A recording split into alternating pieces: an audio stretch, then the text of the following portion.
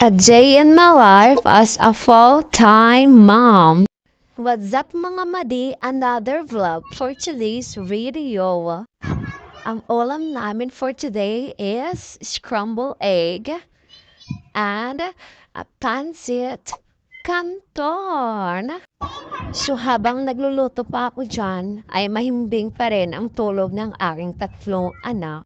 At nang naluto na nga ang pancit canton, ay ginising ko na sila para kumain. Kaya, let's go, go, go! Hey!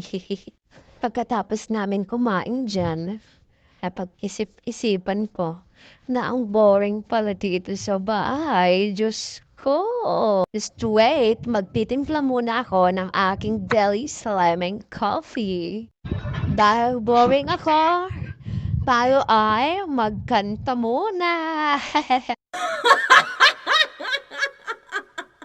Pagkatapos ko kumanta dyan, kapag isip-isipan ko anong oras na pala. Kaya pinaliguan ko na yung dalawang anak ko. Dalawang malalaki lang yung pinapaliguan ko kasi kaya nang mag-isang maligo yung ate namin. Sumabay na rin ako sa pagligo nila. Kaya pagkatapos na rin maligo, tadaan!